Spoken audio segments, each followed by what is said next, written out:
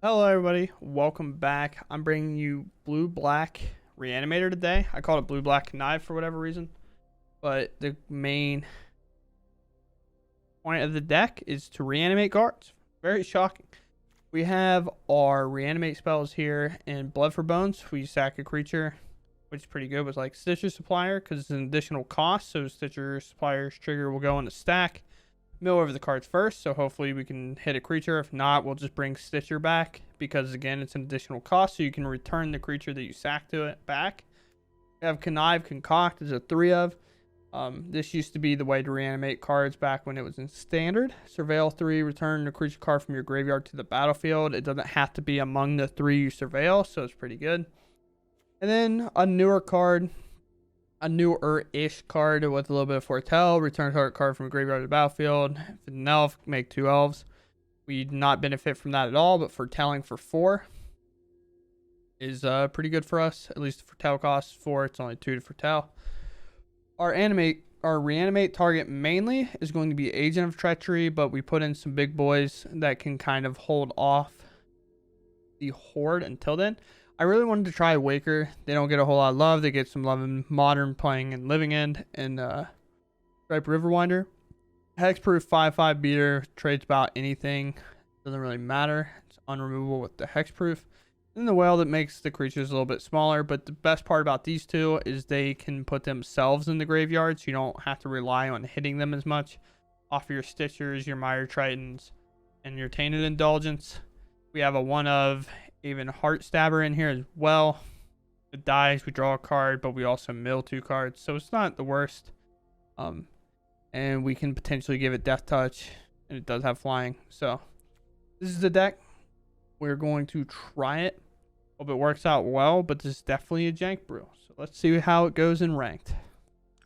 Okay, starting 7. Kind of have what we want. We don't have any reanimate spells, but we don't want them super early anyway. The cheapest one we have is 4 if we foretell it on 2, so, and then Blood for Bones, I guess. But this seems pretty keepable. We have a cycler to put a big boy in the bin if we end up drawing a reanimator and don't ever hit the agent. And then we also have a Phyrexian Flesh Gorger to kind of hold off with some lifelink, so we'll keep. Aria Grave, Stitcher. Their first thought is probably that we're going to be on Esper Greasefang. Maybe not now because we hit Agent. You should just think we're on a reanimate deck. They can Thoughtseize me. I don't really care that much. Best take is obviously probably Mire, but I can see the Flesh Gorger being taken as well. Well, we hit a good one. Go to combat first. We'll hit. I kind of want to just play this tapped, but I don't think we need to. I'm going to go ahead and shock it in. I'm going to play this Mire Triton. We gained 2 life back. Shocking. Also, this puts out a threat. That is Death Touch, so they can't just hit me with anything. It's Stitcher's not really a thing they want to trade off anyway, knowing that I'm a reanimate deck. Play this third Watery Grave tap. Don't need to do it. If we hit another Riverwinder, like, that'll be fine. I guess if we hit a whale, that will suck. But we'll play this untapped next turn. The other issue with what we did is, like, playing this, they know about this card. They did not know about the third Watery Grave. So we could have just like concealed information that way. Only gonna be one problem is it seems like their control deck hit the whale like we talked about. That was kind of a downside. Is it could be a control deck, but they still have to kill my 3 toughness in play. They might cycle a shark or kill something now. Sure. You kill that, they don't want me to mill anymore. We have the land drops to get to this, so we're just going to wait one more turn. They're at 11. Probably feeling a little bit of the pressure. With this whale, we're hoping to find another reanimate spell so we can fire off this Concoct. And then if it gets countered, it gets countered. Fine. Choose one. I'm going to go ahead and pick the Mire Triton. It's a little more threatening. We already have an agent in the graveyard, so we don't really necessarily need one. I'm going to go to combat. They have some interaction, but they showed to have interaction last turn as well. They fetch. be a cycle of a Shark Typhoon, essentially. Nothing here. We're actually pretty close to just like slamming this. I have 41 cards left. Now, do we want to develop pressure, or do we want to actually just go for it? I haven't done anything other than just remove creatures, but I'm actually going to slam the Mire Triton. I just have to assume that they're a control deck, and if I can wait one turn to get a land or something to play around Censor, I'm going to. Memory Deluge, okay.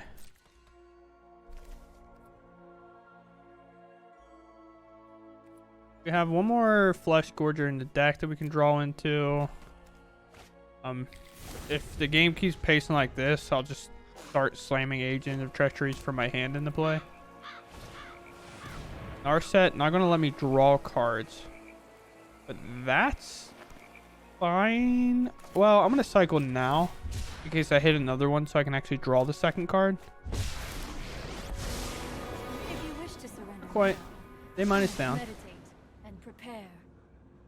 This is a decision to make. Do we go face or do we attack down the Narset? I think attacking down the Narset will make them more likely want to respond. They thought seizes us here, so we're gonna lose Concoct. This means we definitely attack this Narset down.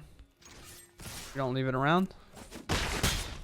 Don't let them dig anymore. We don't have to. Play the thing they know about. And I'm gonna go ahead and play this land so I'm empty-handed.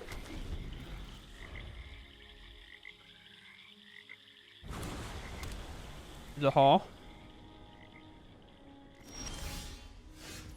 Alright, so we have kind of what we want. We get to actually steal their Hall, which is really cool here. I'm gonna slay my creatures.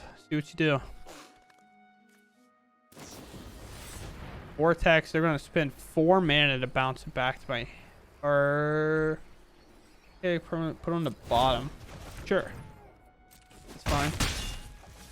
I'm gonna cast this, not foretell. That'd be really bad. We're gonna do this. They could have Cling to Dust. They have Spell Pierce. Very nice. That's really good for them. We still have 3 power in play. They have an Ashiok. They can make it 2/3. I wonder if you're brave enough. Or they can bounce. I discard and I exile it. Your heroics are but a dream to me. Reanimate spell's good. Like Blood for Bones. Go to combat. Do I want to go to combat? I don't lose this to a Shark Typhoon, correct? 1, 2. No. Okay. I want this Ashiok, actually. So I'm just going to hit them. See if it works. Let's put this on the stack. You can pay for Spell Pierce. We cannot pay for 2, but they only have a Field of Ruin, so they have no extra blue. This is where the auto tapper got them. They only have 1 blue available. I can pay for the Spell Pierce. I'm going to take their Ashiok and make it 2/3. I could take their Hall, which is like the only threat really threatening me, but I don't think I need to. We should have 2 Agent of Treacheries in our graveyard, and we only have 1, but bring back like a Flesh Gorger is fine. Which one do we want to put to hand? This is definitely where we grab the Flesh Gorger. This, I'm going to take this. They say, oops. I'm not sure what for. Maybe they did have the graveyard removal. They thought maybe with Blood for Bones I had to pick first, but the cool part about Blood for Bones is you do not. You pull it up here and just return a creature card from your graveyard to the battlefield, then return another creature card from your graveyard to your hand. You do not target, which is generally how a lot of those effects work. When you're reanimating, they say like reanimate target card from a graveyard. That's not the way that one works. Like I just said a couple of times now. Raw's card doesn't really do a whole lot, so we get to take down the game. Probably supposed to make a token, but that doesn't matter either because we can tuck with Ashiok, which is actually worse. The cool part about this Ashiok, when you bounce something to their hand, if it's a token, it goes to their hand. They just have to discard a card, so they don't even get the choice. All right. It's about what we want. We have lands. These tap land number 1. Ground Catacombs coming after with Mire Triton and the Mire Triton and the Blood for Bones. It's fine. Especially if we draw a Stitcher here. It's even crazier. Angels. It's always angels. Going to be the menace to my jank. They're just going to gain so much life. It's not going to matter what I do. Maybe. Hit me. Sure. I'll make it where they can't attack like that anymore. That's for sure. This will be the last lane we play. We might even cycle it. But we're going to play a Mire Triton. I don't know what could be holding priority. Hit 2 lands. Not the best.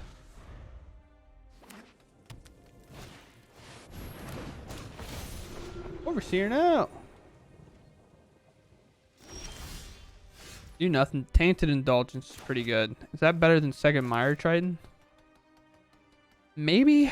I'm not sold on it. How many cards? Draw 2, then discard a card. I want to save Tainted Indulgence in case I top deck a card, like a agent or something. So I'm going to play another Mire Triton. But I want to use this to get it out of my hand. We hit 1 anyway. No attacks. Don't need to. Well, I guess I could. They could be playing Skyclave and exile this is what I'm really trying to play around here. Shock. Attack? Okay. What could that be holding up? A little concerning here. We're going to play this. I can now Blood for Bones as agent back. If I swing, I doubt that they... Is this a heroic intervention?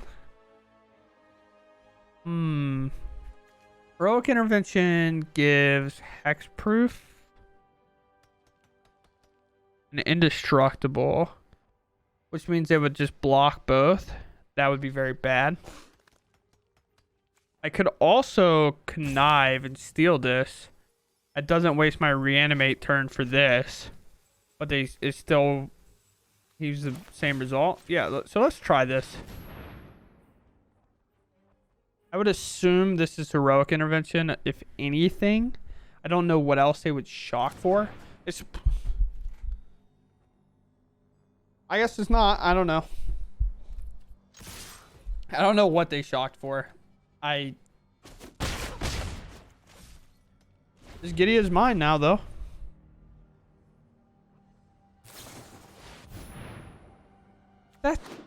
That makes sense. Select the... That doesn't make sense. Where are you going? All right, sick. We win. Coco into probably the 2 of the worst grabs. I didn't realize. I'm dancing. I don't even have music playing. Oh, dude, it is over. I am playing against Chuck Norris. Why am I gonna get punched through my monitor? This is unfair. I mean, I'm keeping this, but what am I? I'm going to lose.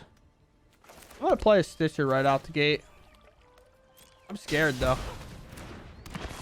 Chuck Norris.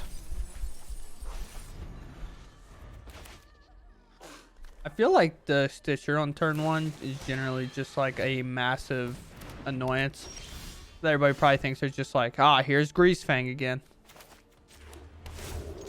I'm doing by far the worst iteration of that. Playing against Gruul. This could be Affinity. It could not. Is this Adventures?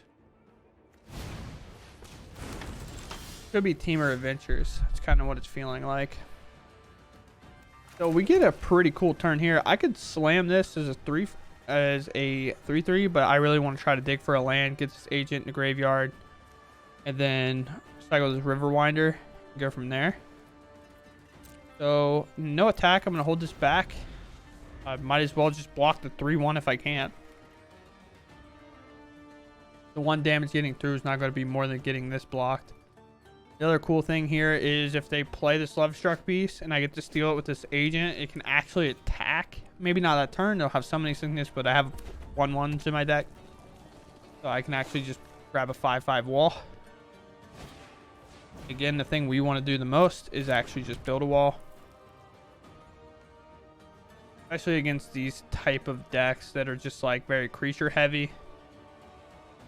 And I know that most of my spells are going to resolve. Or I can steal a Fable the Mirror Breaker, and that would be cool. I'm going to let it go.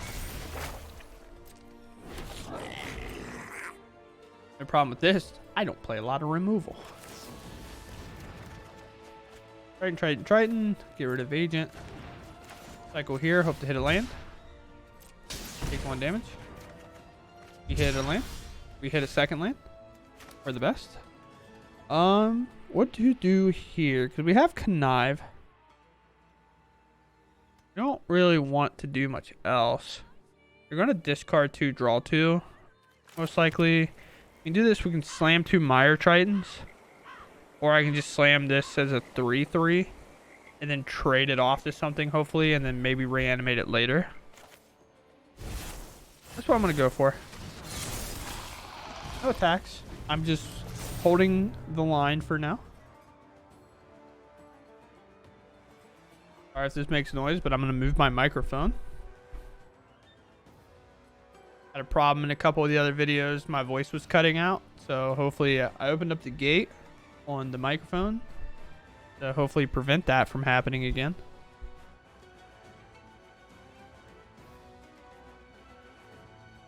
Fascinated. We're waiting.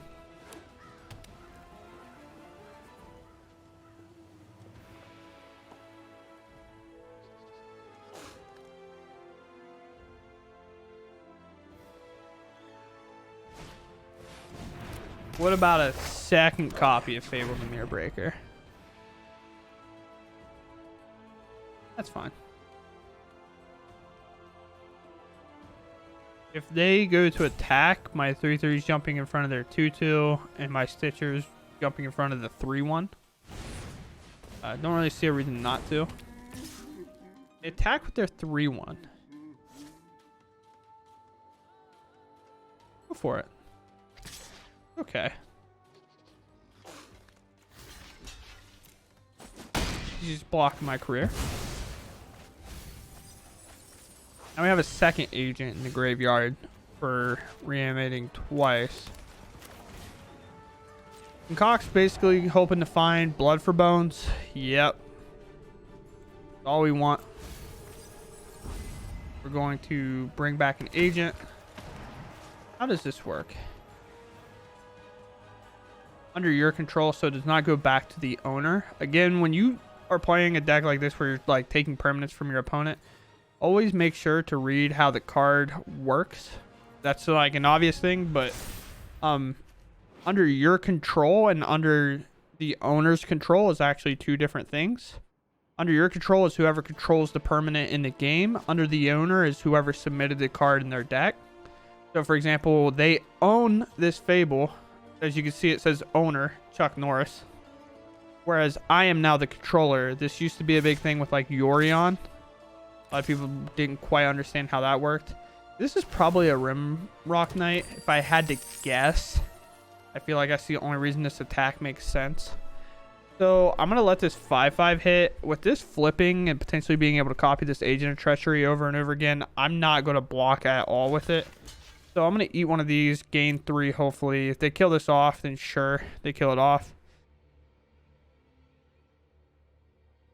Which I guess maybe I don't want to block here because that's what I want to blood for bones. Ward doesn't work that way. A little interesting. They do have a Field of Ruin, but we do play basics, so my blood for bones gone now. That's not good. Watch this rip one anyway and it not matter. You ready? Ready? I have Concoct right off the top. Comes. I believe. One time. Or a whale. I have 4, 5, 6 mana, so I'm a little off on this. This will be fine. I'm gonna slam a Death Toucher, followed by another Death Toucher. Then I'm gonna cycle this Waker. Death Toucher. Death Toucher. And now I have this Agent of Treachery Kiki Jiki Reflection activation up next turn. This is like, just give Trample? No. The Rimrock doesn't give Trample, so even if they pull something out like that, I'm protected. I guess the worst draw here that I can think of off the top of my head is maybe... Can't block. I'm not blocking with this anyway, so I can just... Well, maybe I'll block. I'm not sure. I don't know. Probably not going to block. But... Like, Questing Beast is probably pretty bad here. Damage can't be prevented. Which, not that I have anything to really do that. Feels like they're going to swing out. Maybe.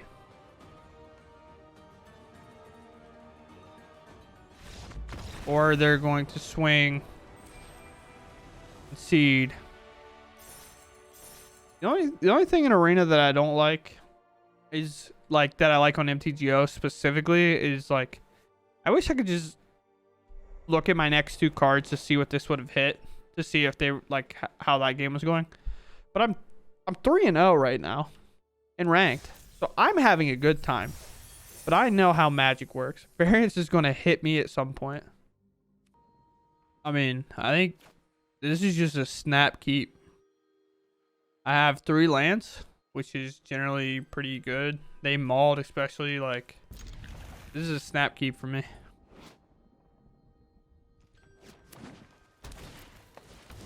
Alright. Playing the villain. Mono green, I believe. Well, this deck also gets a lot better if you're Bet you've never been hugged by a kraken before. Listen. I'd love to make a splash. Everything will be okay. I'm gonna move my webcam up here. I'm glad I've been talking about the card in my graveyard this entire time and pulling the sub looks up here. But I'm so sorry. I forgot to move that. And I'm 3-0 currently, so I'm not changing a thing. So, your lane where else? My hood is messing up. I'm probably gonna play a Mire Triton after I swing the Stitcher at this. I don't know if this is gonna matter that much. Maybe they'll feel like it does and they'll block with their lane whirl. Yeah, I doubted that. Drop for drop. Let's on the backside play a Mire Triton. Well, what I was saying is this deck's a ton better if the first time you mill every game you hit an Agent of Treachery. So on curve every time you just slam it. The ocean surges. Storm the Festival. life thrives. Here's where I get blown out when they hit a Shrine and a Karn.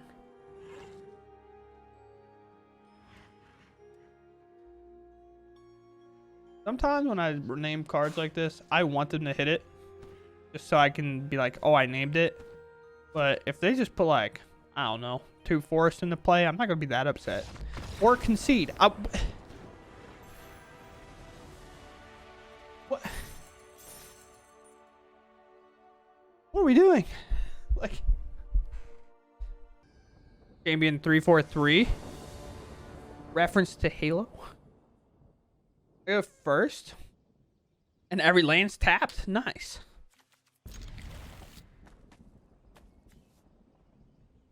I'm going to play this for Fiend's Tower and then go into Drown Catacomb. Probably cycle the Whale. Not worry about the Stitcher. I don't have a Reanimate spell. I don't have a Reanimate spell to benefit anyway from playing the Stitcher. Could depend what they also play. If I need to put a body out. Blue black themselves. So play this. Pass. Waker can also help filter these lands if there was on top Grixis. I want you to know how horrible of an idea that is.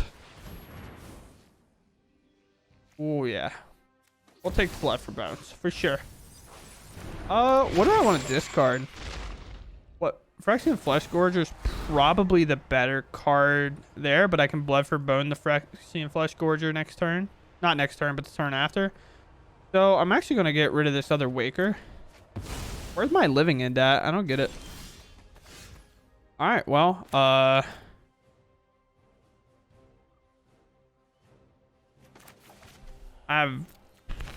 play this. I guess my thought process doesn't work if I don't hit another land because this had to come in tapped. I could not play these, but I played them just to cycle them. And honestly, when I built the deck, I was in Esper at first. So I just kind of was like, whatever.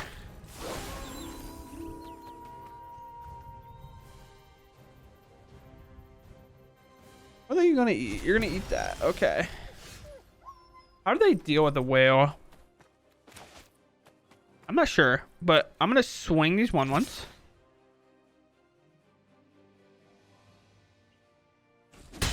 No blocks. Play this land. I'm gonna play this as a 3/3. This will probably be my reanimate target. I'll probably just swing, hit him, and then I'll Blood for Bones this back. If not, I will. Who's exiled? It's gone. A Striped Riverwinder. They did not want to see the Hexproofer.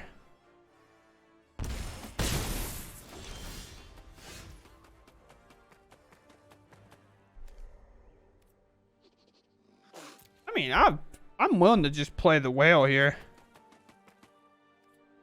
Plus, this hits an agent. This one. Do this. Back here. A sacks. We get a mill. We'll probably grab the thing they don't want to deal with in a Striped Riverwinder and put a Waker back in our hand. We could have done it backwards where we put the Waker in play and then put the Riverwinder in our hand so we could actually cycle it. Pretty close, just straight up casting this agent. They do nothing. They flip. What could this hit? This could hit, well, like Blood for Bones. Blood for Bones. Well, I'm gonna draw the cards and keep them, so it doesn't matter what this hits. Actually, so Waker could.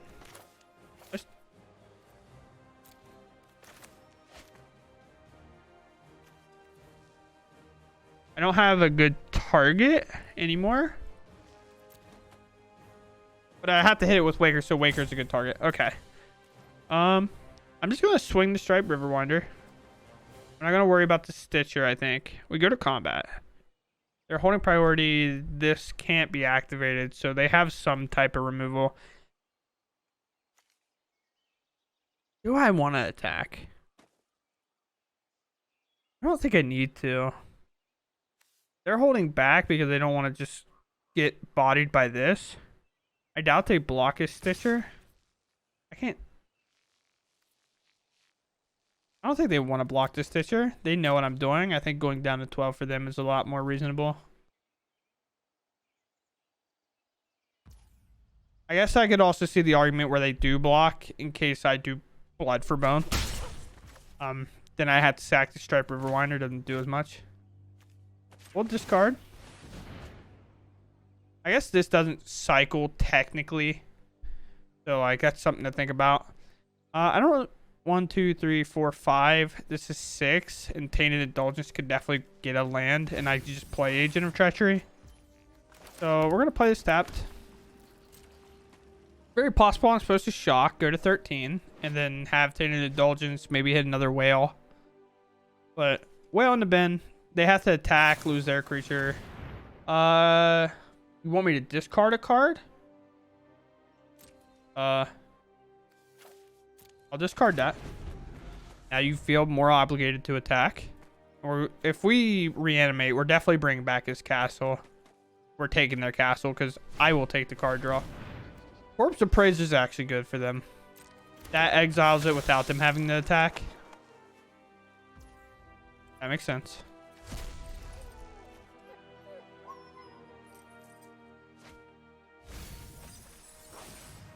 I land. Okay. No attack. Kind of like what we figured. Land, land. Land. Oh no. Tragic. For reference, we had a game earlier. We had 8 total lands in the top 30. But can't think of it that way. Playing a game where you know variance exists, you just have to deal with it. I guess it's not that much more, right? 1, 2, 3, 4, 5, 6, 7, 8, 9, 10. It's not that much more. They thought sees me to find out I'm holding nothing. I'll take 3 damage here. And discard one of these. I have so many cards that are live. I actually have to count. I say that, but now I have to count. I have 1, 2, and there. Yeah, I have a lot of cards that are live. No attacks. What's worst case scenario? They slam a Fable, maybe a Shieldred. They return a Croxa. You're right. That's the worst option. Attack?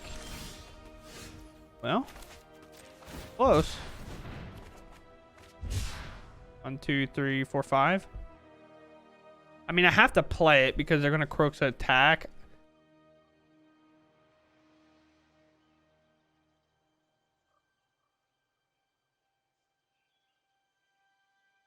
No, we play Phyrexian Flesh Gorger because the idea that went through my head is they're going to attack. I'm going to discard this anyway.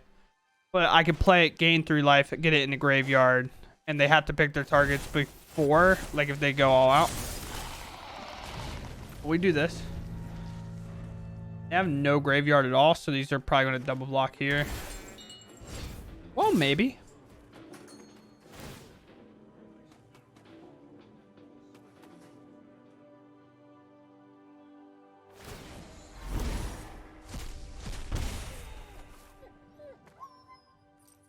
Is a removal spell for Stitcher?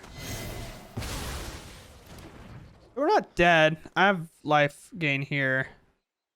They might just remove it, I guess, and just take the 3 damage. I think that's what that pause was. No? I mean,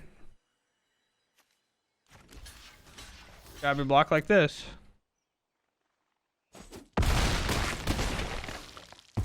Go to 4. What's the best? Blood for Bones, take this out. Has hexproof. I don't have an agent, I don't think. No, but I can bring back his Flesh Gorger. And then they can't remove it because I hit him for 5. And then I can play out a Mire Triton and gain life. I think that's right? Mire Triton gain life.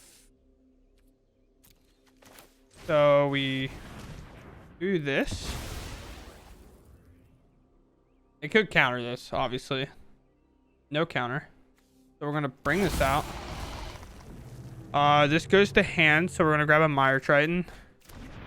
So they can't remove this because it's equal to its power. They have to gain life. So we're going to play a Mire Triton, go up to 6. And this has Death Touch, so I'll throw it in front of this and then block over here. I like have a grindy game going on.